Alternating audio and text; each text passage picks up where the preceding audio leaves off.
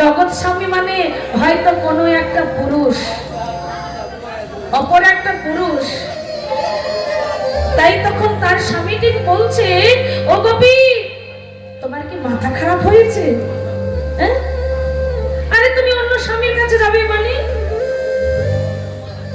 হ্যাঁ গো গোপী, আমি তো তোমাকে 7 পাকে ঘুরে অগ্নি সাক্ষী রেখে আমি তো তোমাকে বিবাহ করেছি, আমি তো তোমার স্বামী, আমি ছাড়া তোমার আবার অন্য কেউ স্বামী আছে নাকি? সেই গোপী তখন বলছে, স্বামী, আমি জানি তুমি আমার 7 পাকে ঘোরা স্বামী, কিন্তু আজকে আমি যে স্বামীর কাছে যাব তার সঙ্গে শুধু আমার 7 জন্মের বন্ধন নয়, সেই স্বামীর সঙ্গে আমার জন্ম জন্মান্তরের বন্ধন। আমি যতবার জন্ম নিয়েছি তাকে যে আমি স্বামী রূপে বরণ করেছি, তাই তুমি আমাকে ছেড়ে দাও। আজকে তুমি আমাকে বাধা দিও না স্বামী, তুমি ছেড়ে দাও। তার স্বামী দিকে করলো জানো বাবা, আরো রেগে গেল। কেন ডাকবে নাই বা কেন? কি গো মাইরা, সবকিছু ভাগ দিতে পারে কোন স্বামী যদি স্ত্রীকে ভালোবাসে, সেই স্ত্রীর ভাগ কি কেউ কাউকে দিতে পারে? স্ত্রীরা যেমন পারবে না, কিন্তু স্বামীরাও পারবে না। তাই তার স্বামীর বড় বোঝার ভুল হয়ে গিয়ে তার স্ত্রীর চুলের মুঠিটাকে ধরে তখন টানতে টানতে বলছে, কলঙ্কিনী, বিচারিণী, কুলোটা মেয়ে কোথায়? আমি তোর স্বামী, আর আমার সামনে তুই আমার মুখের ওপরে বলছিস তুই অন্য একজনকে ভালোবেসেছিস, শুধু এ জন্মে নয়, জন্ম জন্মান্তরে ধরে। ছি ছি ছি ছি, এই কথা আমাকে শুনতে হলো। তবে গোপী, আমি তোকে দেখব তোর ভালোবাসা কত জোর, তোর ভালোবাসা কত খাঁটি। আমি তোকে বেশি ভালোবাসি না তুই যার কাছে ছুটে যাবি সে তোকে বেশি ভালোবাসে? আজকে আমিও দেখব। তাই কি করলেন, সেই গোপীর চুলের মুঠিটা ধরে মা টানতে টানতে নিয়ে এসে বাড়িতে নিয়ে এসে ঘরের ভেতরে ফেলে দিলেন। ঘরের ভেতরে ফেলে দিয়ে দরজা বন্ধ করে দিয়ে শিকল তুলে দিলেন। যেই না শিকল তুলে দিলেন মা, সেই গোপী তখন ঘরের মেঝেই পড়ে পড়ে কাঁদছে। গোপী দুটি হাত জোর করে বলছে, ও গো দয়া,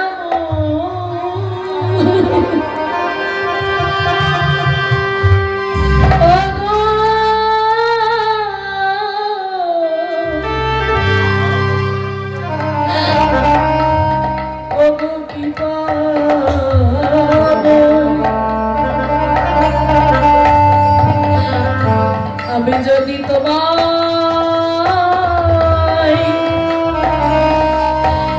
যদি ভালোবেসে থাকি, তবে তুমি আমাকে এই 4 দেওয়ালের মধ্যে থেকে তুমি আমাকে নিয়ে যাও।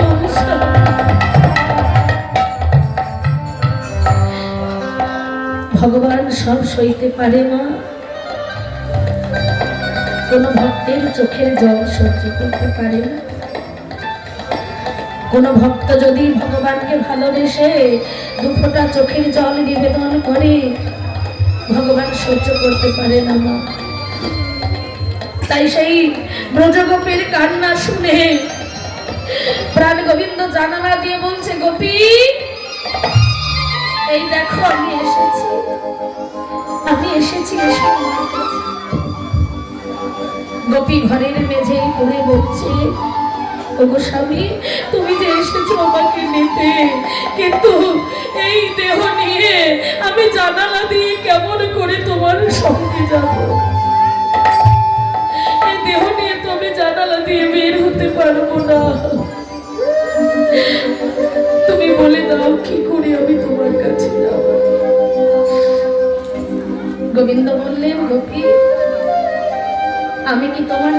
চায়? তোমার ওই ভোগের দেহ আমি চাই না। তোমার সঙ্গে আমার আত্মার সঙ্গে তোমার আত্মার আমার বন্ধন, আত্মার সঙ্গে আত্মার বন্ধন আমার। তাই তুমি তোমার ওই দেহটা রেখে তোমার আত্মাটা নিয়ে এসো আমার কাছে। যেই না গোবিন্দ বললেন অমনি সেই ব্রজগোপী ঘরের মেঝেই পড়ে পড়ে কাঁদছে।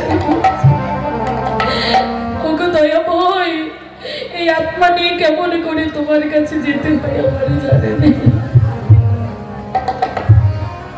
তাই গোপী চোখের জলে ধুলার মধ্যে গড়াগড়ি করছে, কাঁদছে আর বলছে আমি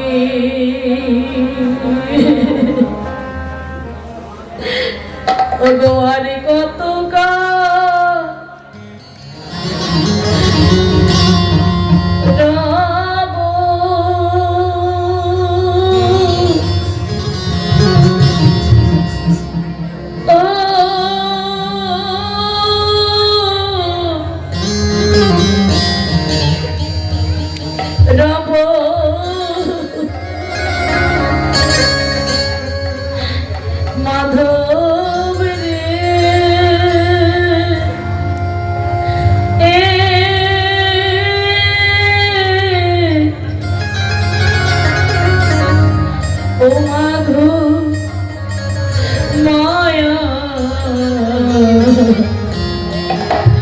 বাসাতে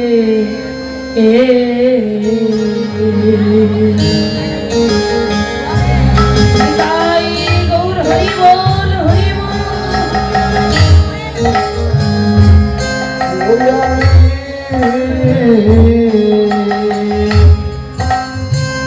আর কত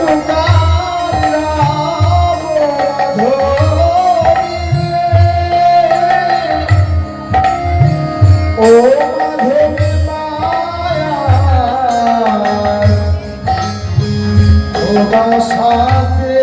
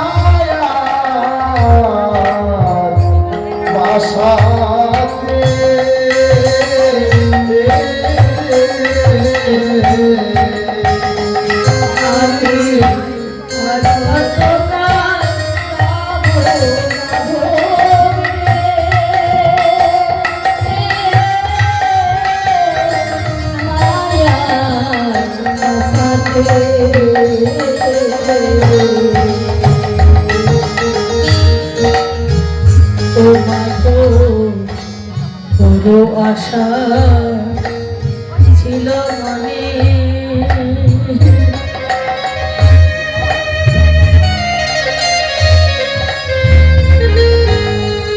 ওগো যাব বৃন্দা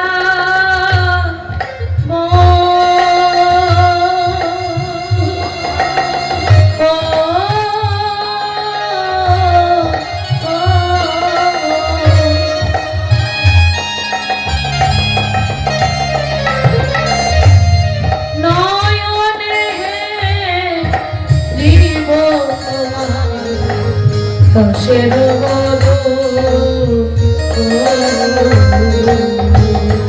ও মাধব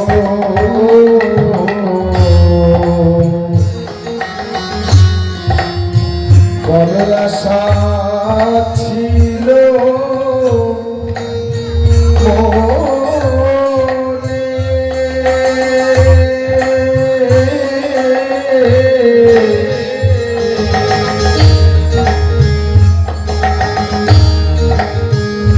ওই আমি যাব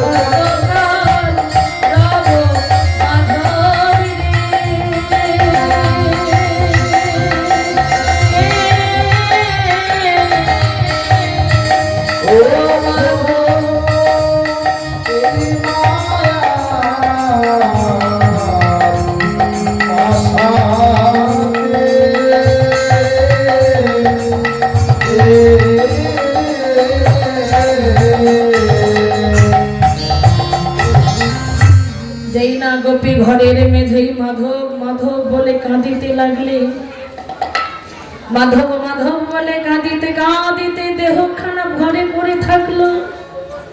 ওমা, আর আত্মাটা যে কেমন দিয়ে বেরিয়ে গেল। তার স্বামী বাইরে দাঁড়িয়ে দাঁড়িয়ে পাহারা দিচ্ছিল, বুঝতেও পারল না। হঠাৎ তার স্বামী মনে মনে ভাবছে, এতক্ষণ তো আমার গোপী ঘরে চিৎকার করে কাঁদছিল, কিন্তু কই আর তো কান্না শুনতে পাচ্ছি না। কি হলো? তবে কি কাঁদতে কাঁদতে ঘুমিয়ে পড়লো নাকি? মনে মনে ভাবছে, দেখি তো। অমনি তাড়াতাড়ি করে, ওমা, তাড়াতাড়ি করে তার স্বামী কি করলেন, যেই না ঘরের শিকলটা খুলে দরজাটা খুললেন, দরজা খুলে দেখছে তার গোপী মেঝেই শুয়ে আছে। তার স্বামী তখন বলছে, কি হলো গোপী? খুব তো ভালোবাসার কথা বলছিল, আর এখন শুয়ে পড়েছ? যাও যাও, দরজা খুলে দিলাম, যাও তোমার সেই জগৎ স্বামীর কাছে যাও। কত কথা বলছে মা, কিন্তু কোনো উত্তর নেই। তার স্বামী মনে মনে ভাবছে, কি ব্যাপার, উত্তর দিচ্ছে না কেন? দেখি তো গায়ে হাত দিয়ে, গায়ে হাত দিয়ে দিচ্ছে, গা শীতল। তোমা, এ দেহের গরম থাকে কতক্ষণ, যতক্ষণ প্রাণ থাকে। প্রাণটা বেরিয়ে গেলে এ দেহখানা ঠান্ডা হয়ে যায়। নাকে হাত দিয়ে দেখছে নিঃশ্বাস পড়ছে না। তখন তার স্বামী বুঝতে পারলেন যে দেহের মধ্যে প্রাণ নেই। অমনি ওই গোপীর দেহখানা বুকের মধ্যে জড়িয়ে ধরে বলছে, গোপী, ও গোপী, তুমি কি করলে গোপী? একবার কথা বলো গোপী, একবার আমার দিকে তাকাও গোপী, একবার তাকাও। কি করে তাকাবে মা? যখন বলল তখন কিন্তু তার স্বামী বুঝতে পারলেন না। আর এখন দেহে প্রাণ নেই, অমনি মৃত দেহখানা বুকের মধ্যে জড়িয়ে ধরে গোপী গোপী বলে যেই না চিৎকার করে কাঁদছে, অমনি ছায়া গোপী বলে উঠলেন, স্বামী, এখন আর কেঁদে লাভ নেই। তোমাকে বলেছিলাম না যে তুমি আমাকে বাধা দিয়ে পারবে না।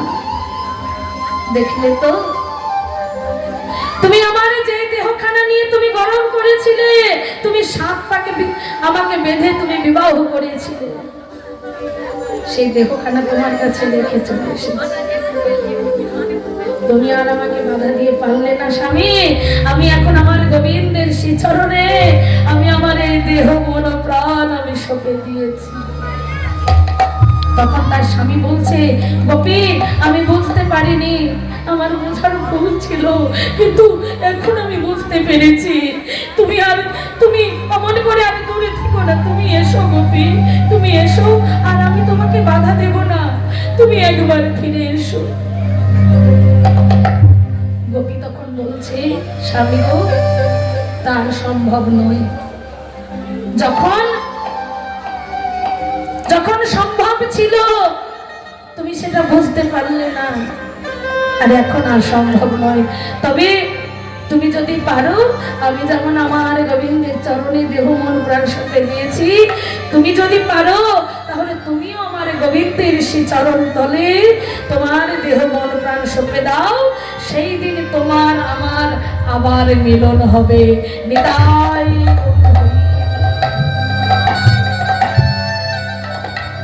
বাবু, দেখেছো তাহলে রাসলীলায় যখন গোবিন্দ বাঁশি বাজিয়েছিলেন, ওই গোবিন্দের বাঁশি শুনে কোন কোন ব্রজগোপী তাদের দেহ ত্যাগ করেছিলেন। তাই গোবিন্দকে ভালোবাসতে হলে এমন ভাবে ভালোবেসো বাবা, যে ভালোবাসলে, যে ভালোবাসার মধ্যে কেউ কোনোদিন সেই ভালোবাসার বন্ধন ছিন্ন করতে পারে না। আর সেই ভালোবাসার মধ্যে কোনো জাতির ভেদাভেদ থাকে না। থাকে একটা গান আছে না বাবা, একটা গান, কত সুন্দর গানটা, কিন্তু গানটার মধ্যে তত্ত্ব আছে। বুঝতে না পারলে কিছুই ভালো লাগে না, আর বুঝতে পারলে সব ভালো লাগে। ও ভালোবাসার মতো ভালোবাসলে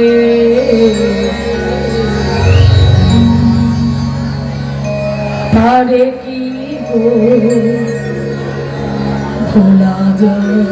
গানটা গাইবো না, গানটা গাইনি শোনানোর জন্য আমি এটা বললাম, যে ভালোবাসার মতো তাকে যদি ভালোবাসতে পারা যায়, তাকে কখনোই ভোলা যায় না। আবার কি বললেন, ভালোবাসা জাতি মানে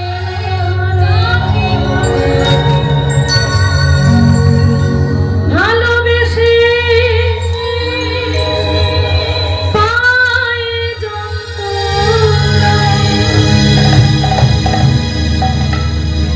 এহ জগতের ভালোবাসা নয় মা, এহ জগতের ভালোবাসা তো দুদিনের ভালোবাসা। কি গো, ভালোবেসে তোমাকে বিয়ে করবে, খুব ভালোবাসবে, দুদিন পরে ওই সরকারের ঘরে গিয়ে দুটো টিপসই মেরে দুজন আলাদা হয়ে যাবে। এই জগতের এটা হলেন ভালোবাসা, কিন্তু ওই জগতের এটা ভালোবাসা নয়। ওই ভালোবাসায় কোনো জাতির বিচার হয় না। অনেক অনেক মুসলমান কবি যারা গোবিন্দকে ভালোবেসে গোবিন্দের চরণে সঁপে দিয়েছে। তাই বলেন ভালোবাসতে হলে তেমন ভাবে ভগবানকে ভালোবাসো, যে ভালোবাসলে শুধু এ জন্মে নয়, জন্ম জন্মান্তর ধরে তুমি যেমন ভগবানকে ভালোবাসবে, কিন্তু ভগবানও তোমাকে ভালোবাসবে। তবে গোবিন্দকে ভালোবাসলে সে ভালোবাসার মধ্যে শুধু দুঃখ আছে, শুধু দুঃখ। তোমরা বলবে তাহলে কেন ভালোবাসবো? ও মা, দুঃখের মধ্যেই তো আনন্দ হচ্ছে। কৃষ্ণ বলে কেঁদে যে কি আনন্দ, কি সুখ, একমাত্র যারা কৃষ্ণ প্রেমের মধ্যে ডুবেছেন, যারা আমার গোবিন্দকে ভালোবেসেছেন, একমাত্র তারাই জানে। তবে যাই হোক, এইভাবে ব্রজগোপীরা নদী যেমন কোনো বাধা না মেনে সাগরের মুখে ধাবিত হয়, তেমনি ব্রজগোপীরাও আজকে কোনো বাধা না মেনে আজকে গোবিন্দের কাছে ছুটে চলেছে। গোবিন্দের কাছে ছুটে চলেছে মা। কেমন ভাবে ছুটে চলেছে জানো? তারা সকলে মিলে সেজে কুজে, হ্যাঁ, এমন ভাবে সাজ, যে সাজ দেখে আজকে আমার প্রাণ গোবিন্দ চমকে যাবে। এই তো এক কানে আমার মতো কুণ্ডল পরেছে, আর কানে কুণ্ডল পরতে ভুলে গেছে। কুণ্ডল মানে কি? কানের দুল। হ্যাঁ, এক কানে পরেছে আর এক কানে পরেনি। এক চোখে কাজল আর এক চোখে কাজল পরতে ভুলে গেছে। পায়ের আলতা কি করেছে? পায়ে দেবে কি? পায়ের আলতা চোখে, চোখের কাজল আবার পায়ে দিয়েছে। এমন ভাবে সেজে গুজে তারা আজকে গোবিন্দের কাছে চলেছে। যাচ্ছে কেমন হবে? ওগো শিথির ছন্দ নিমিক বন্ধ,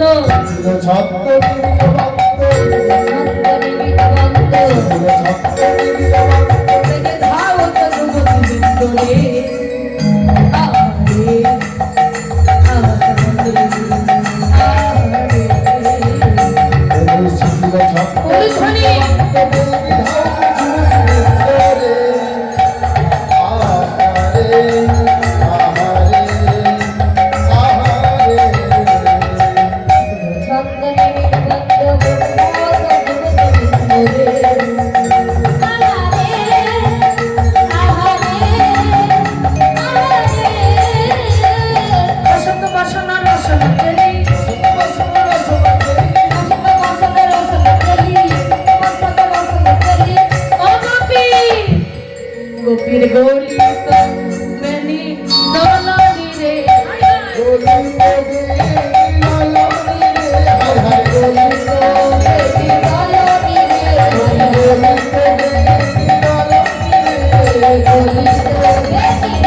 চলেছে গলি ছুটে চলেছে হরি হরি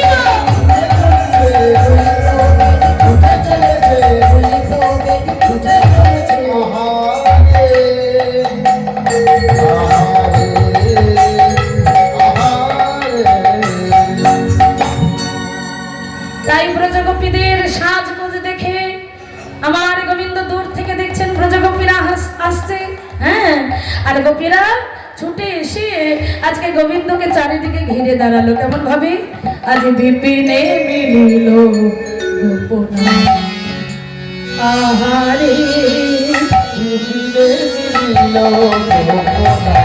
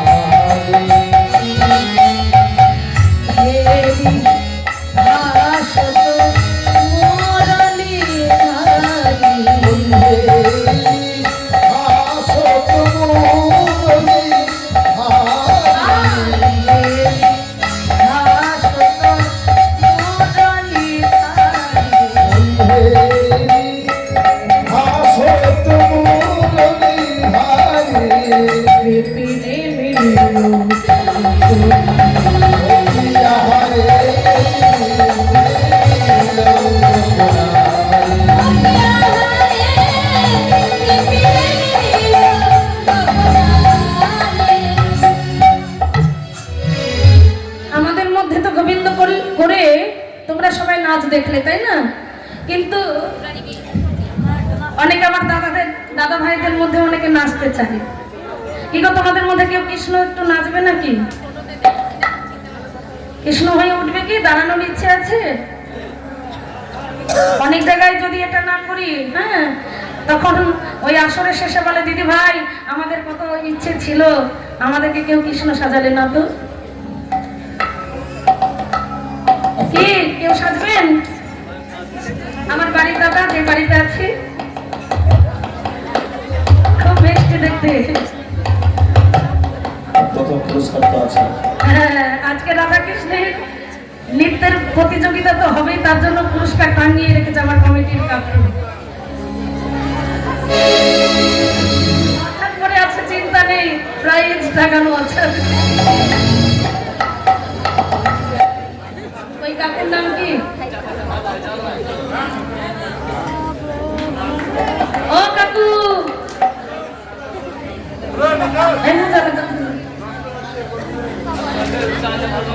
এই যে কাকু, আপনি শুনুন, আপনাকে দরকার আজকে।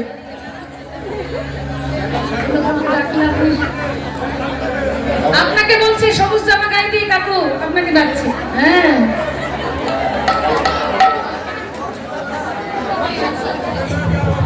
মাথায় বাঁধেন, আজ কাকুকে ছাড়বো না। এই বাঁধেন মাথায়।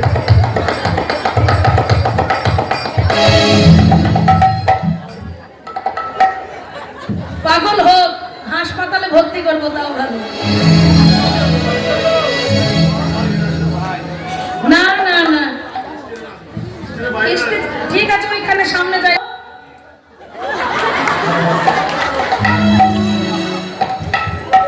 জিজ্ঞাসা করেন, আমি বলবো তখন আপনি ইশারা করবেন। সুস্বাগতম, সুস্বাগতম মহাভাগা, সুস্বাগতম। কি ব্যাপার, এই যে এত রাত্রি, গভীর রাত্রি তোমরা যে এসেছো, এই যে গোপী, এইদিকে গোপী আছে আমার সুন্দরী, আজ ছাড়বো না।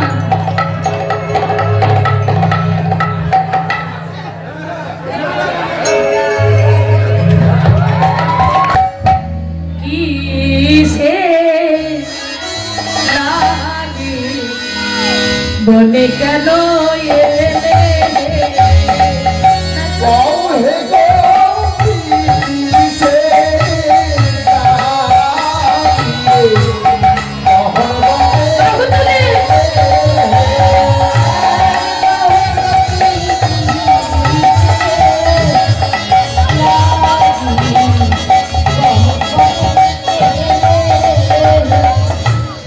বলো দেখি মনের কথা, এলে বা কোথা দেবে বাবা, হরি বল।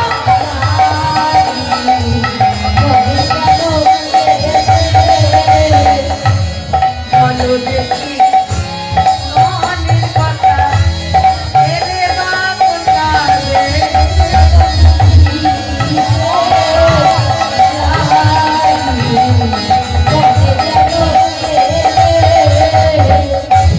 এই যে গোপী, কি ব্যাপার, তোমরা যে এত রাত্রে বনে এসেছো, কি গো, এই যে তোমাদের বাড়িতে কি কোনো ডাকাত পড়েছে?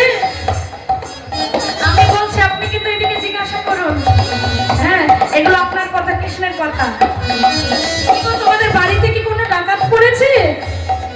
কি ব্যাপার বলো, বাড়িতে কি ডাকাত পড়েছে? পড়েনি তো, তাহলে এত রাত্রে তোমরা বনে কেন এসেছো? ও, বুঝতে পেরেছি, আমাকে ভালোবেসে না। শোনো, আমাকে ভালোবেসে লাভ নেই, তোমাদের ঘরে যে স্বামী আছে। কি গো মায়েরা, বাড়িতে স্বামী আছে তো? তোমাদের স্বামী আছে? কার কার স্বামী আছে হাত তোলো তো দেখি।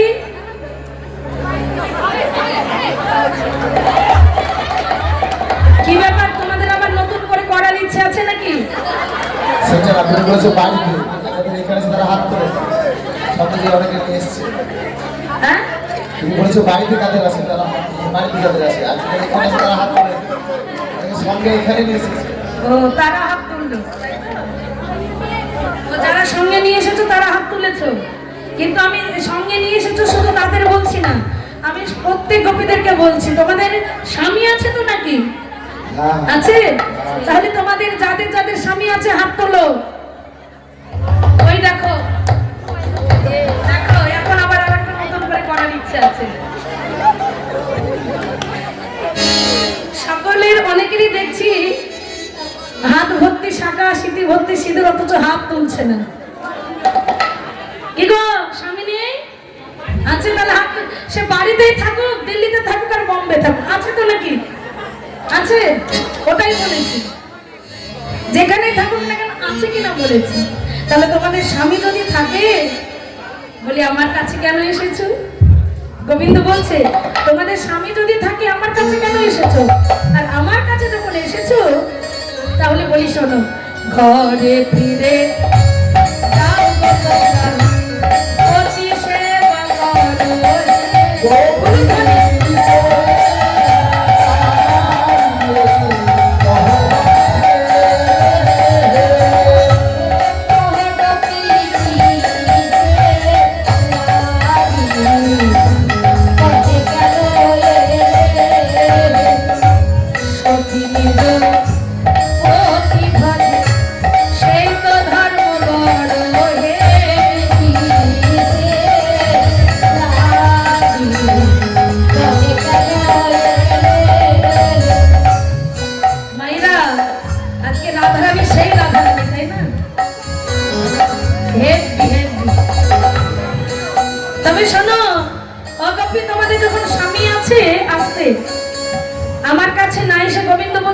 কাছে না এসে তোমরা বাড়িতে গিয়ে তোমরা স্বামীর পা ধোয়া জল খাও।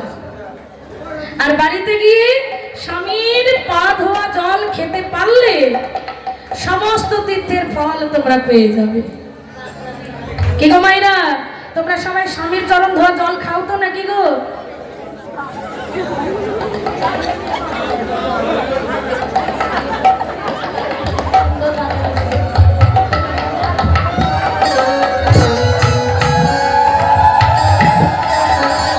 এই যে শোনো শোনো শোনো, আগে শোনো, স্বামীর চরণ ধোয়া জল তোমরা খাও তো নাকি?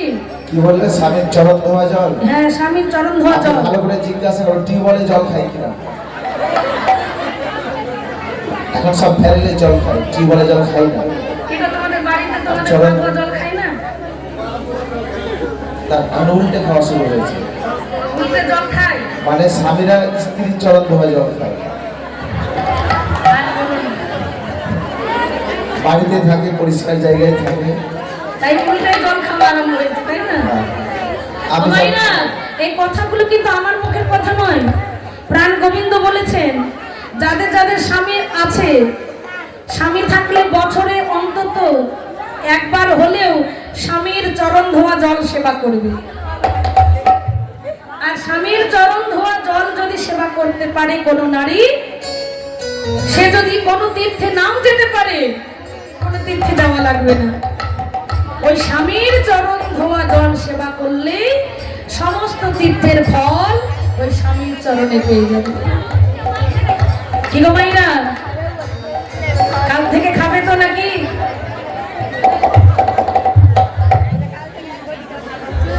কাল থেকে না হলেও চেষ্টা করবে, কেমন? স্বামীর চরণ ধোয়া জল সেবা করলে সমস্ত তীর্থের ফল পাওয়া যায়।